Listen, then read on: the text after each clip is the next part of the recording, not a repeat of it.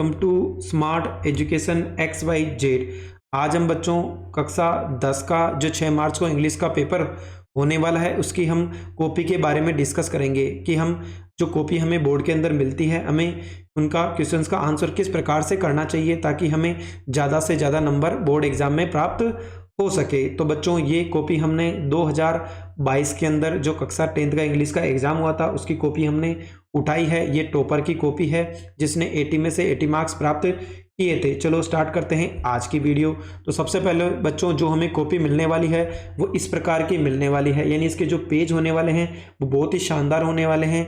अगर आपकी hand writing बहुत अच्छी है तो आप ज़्यादा से ज़्यादा मार्क्स प्राप्त कर सकते हैं। तो बच्चों ये माध्यमिक शिक्षा बोर्ड राजस्थान अजमेर द्वारा प्रोवाइड किया गया था।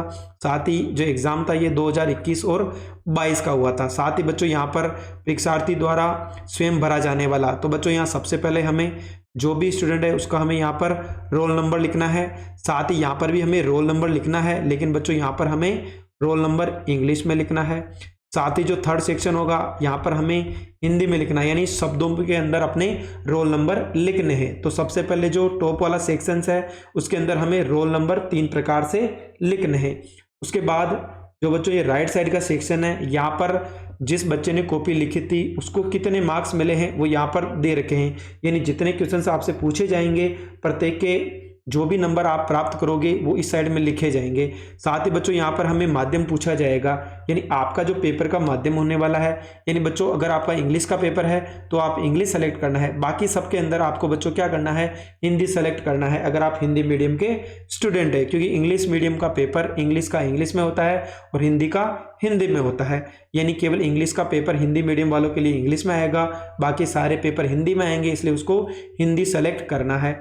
साथ ही बच्चों यहाँ पर विषय लिखना है जो भी आपका पेपर है। जैसे इंग्लिश का है, हम इंग्लिश के बारे में डिस्कस कर रहे हैं तो हमें यहाँ पर इंग्लिश लिखना है। साथ ही जो भी परीक्षा का दिन है तो बच्चों यहाँ पर जो आपका एग्जाम भी होने वाला है वो भी थर्सडे को होने वाला है। साथ ही यहाँ पर जो डेट हो जाएगी बच्चों हमारी वो हो जाएगी 6 मार्च 2025 होने वाला है। यानी बच्चों जो अभी 2024 और 23 के अंदर जो पेपर हुआ था उसका जो कॉपी थी वो बोर्ड की साइड पे अवेलेबल नहीं है।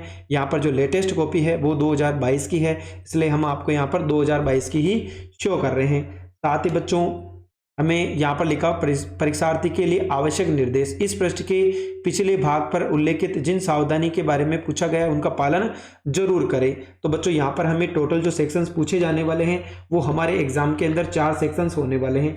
अगर हम बात करें तो बच्चों सबसे पहले हमारा सेक्शन ए होने वाला है जिसके अंदर बच्चों हमें रीडिंग सेक्शन मिलेगा, यानी रीडिंग वाला पार्ट मिलेगा जिसके अंदर हमें पैसेज पूछे जाएंगे। अगर हम सेक्शन बी की बात करें तो बच्चों यहाँ पर हमारा राइटिंग सेक्शन होगा, यानी जिसके अंदर बच्चों हमें राइटिंग सेक्शन के अंदर हमें जैसे लेटर दे रखा है साथ ही वो लिखना है, ईमेल हो सकता है, साथ ही जो हमारा पैराग्राफ होगा और हमारी स्टोरी होगी वो लिखनी है। उसके साथ ही बच्चों अगर हम सेक्शन सी की बात करें तो ये हमारा ग्रामर वाला पोर्शन होने वाला है, यानी इसके अंदर हमें ग्रामर पूछे जाने वाली है। और जो हमारा सेक्शन डी है तो बच्चों वो हमारा टेक्स्ट बुक का होगा, यानी हमसे इसके अंदर जो बुक है उसमें से क्वेश्चंस पूछे जाने वाले हैं। चलो एक बार देख लेते हैं इस बच्चे ने 80 मार्क्स किस प्रकार से लिख के प्राप्त किए हैं। तो बच्चों ये हमारा फ्रंट पेज था। उसके बाद जो फर्स्ट पेज होगा तो बच्चों यहाँ पर हमें आवश्यक निर्देश दे रखे हैं, आपको इन निर्देशों को अवश्य पढ़ना चाहिए ताकि आप एग्जाम में कोई भी मिस्टेक ना करें। तो बच्चों यहाँ पर जो भी लिखा हुआ है, यानी आपको एग्जाम के अंदर कोई भी चीज़ नहीं लेके जानी है, यानी आपके पास कोई भी पेपर नहीं होना चाहिए कागज का, साथ ही आपके पास कोई भी वॉच नहीं होनी चाहिए, चाहे कैसी भी वॉच हो, नॉर्मल वॉच आप काम में ले सकते हैं, ना तो आप मोबाइल काम में लेंगे, ना कैलकुलेटर, ना किसी प्रकार का इलेक्ट्रॉनिक डिवाइस आपको यूज में लेनी है। चलो एक बार देख लेते हैं इस बच्चे ने किस प्रकार से कॉपी के आंसर लिखे हैं।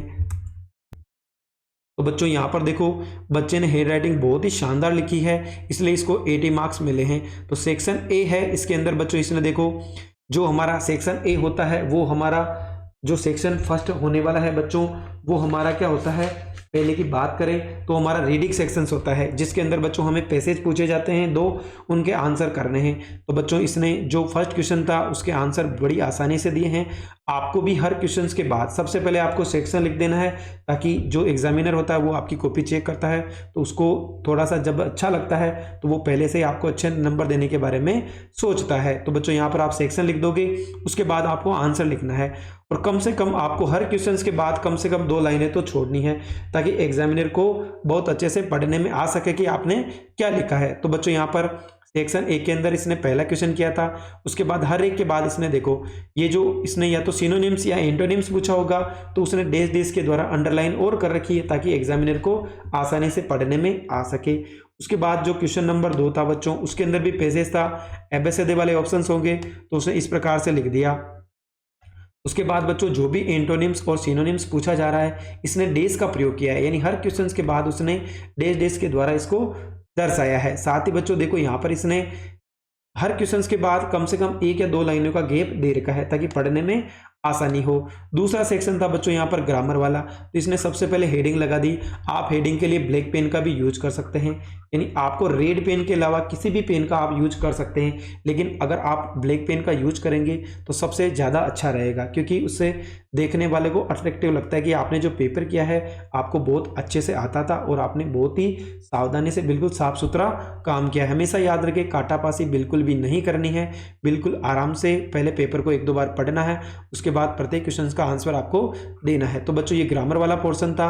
हर एक क्वेश्चन के बाद देखो यहाँ पर हर ऑप्शन के बाद इसने एक लाइन छोड़ रखी है ताकि देखने में बहुत ही अट्रैक्टिव लग रहा है।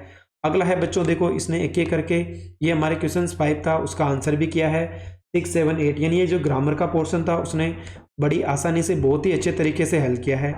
उसके बाद बच्चों यहाँ पर क्वेश्चन नंबर 11 कर लिया, उसके बाद 12 हो गया, 13 हो गया। इस प्रकार से इसने बहुत ही आसानी से हल किया है। ये अपने जो भी क्वेश्चन है उनके आंसर इसने किए हैं, पैराग्राफ भी हो सकता है। उसके बाद देखो यहाँ पर क्वेश्चन 19 हो गया और 20 हो गया। इसके बाद अगर हम बात करें तो यहाँ पर 21 कर दिया, उसके बाद 22 क्वेश्चन किया इसने। उसके बाद अगर हम बात करें तो बच्चों यहाँ पर एक स्टोरी आई थी the farmer and his 4 sons, यानी एक किसान था और उसके 4 पुत्र थे, उनके बारे में एक स्टोरी आई थी। तो इसने सबसे पहले जो भी आपको पूछा जाए उसकी हेडिंग लगानी है, यानी साफ सुथरी आपको हेडिंग तो ऊपर लगानी है ताकि चेक करने वाले को बहुत ही आसान और बिल्कुल ही समझ में आ जाए कि आपने क्या लिखा है। उसके बाद देखो आप थोड़ा सा गैप दे सकते हो, यानी हर वर्ड के बाद आप थोड़ा सा गैप दोगे तो पढ़ने वाले को बहुत ही आसानी होती है कि आपने क्या लिखा है। तो बच्चों इसमें इसको पूरे नंबर मिले हैं, यानी 4 में से 4 नंबर दिए गए हैं। उसके बाद देखो यहाँ पर मोरल भी लिखना है आपको, अंडरलाइन के द्वारा मोरल भी लिखना है कि यूनियन इज स्ट्रेंथ, यानी संगठन में क्या है शक्ति है। उसके बाद क्वेश्चन नंबर 25 है, तो बच्चों यहाँ पर इसने एक पैराग्राफ लिखा है, ये भी बहुत ही शानदार लिखा है यहाँ पर ताकि समझने वाले को बिल्कुल आसानी से पढ़ा जा सके कि बच्चे ने क्या लिखा है, ताकि वो बड़े आसानी से उसको अच्छे नंबर मिल सके। अगला बच्चों जो क्वेश्चन नंबर 4 था उसके भी आंसर दिए हैं, हर क्वेश्चन के बाद उसने एक लाइन जरूर छोड़ी है। अगला है बच्चों यहाँ पर ईमेल लिखा है, यानी 2 लिखेंगे जिसके अंदर हम जो भी ईमेल दे रखा है हमें, यानी हमारा जो पेपर होगा क्वेश्चन के अंदर हमें ईमेल एड्रेस दे रखा होगा, यानी हमें ईमेल किसको लिखना है। फिर उसके बाद सीसी, बीसीसी और उसके बाद क्या आ जाएगा बच्चों सब्जेक्ट आ जाएगा, यानी आपको बीसीसी और सीसी में तो कुछ भी नहीं लिखना है, बाकी आपको जो सब्जेक्ट है बहुत ही साफ सुथरा लिखना है। साथ ही जो ये आपका जो बीच वाला सेक्शन होगा उसको भी आपको मिडिल वाले सेक्शन को बॉडी को बहुत आसानी से साफ सुथरा लिखना है। उसके बाद जब आपका एग्जाम खत्म हो जाए बच्चों, जब आपके सारे क्वेश्चंस कंप्लीट हो जाए तो आपको क्या करना है द एंड जरूर लिखना है ताकि एग्जामिनर को पता रहे कि आपका पेपर यहाँ पर कंप्लीट हो चुका है। ये वैसे आपको जब आप एग्जाम देने जाओगे तो एग्जामिनर आपको वैसे भी बोल देगा कि जब भी आपका पेपर कंप्लीट हो जाए आपको द एंड लिखना जरूरी है।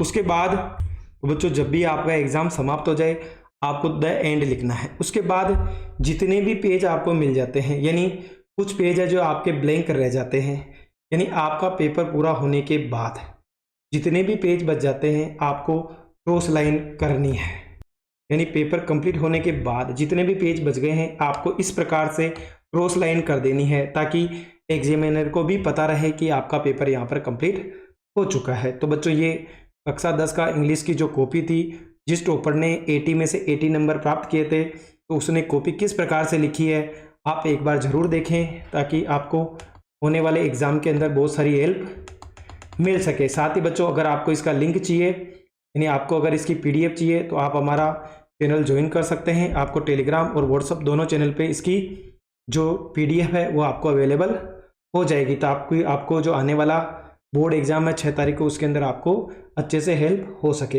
अगर आपको हमारी मेहनत पसंद आई हो तो चैनल को लाइक करें, सब्सक्राइब करें और अपने दोस्तों के साथ शेयर करना ना भूलें ताकि वो भी आने वाले बोर्ड एग्जाम में अच्छे मार्क्स प्राप्त कर सके। Thank you.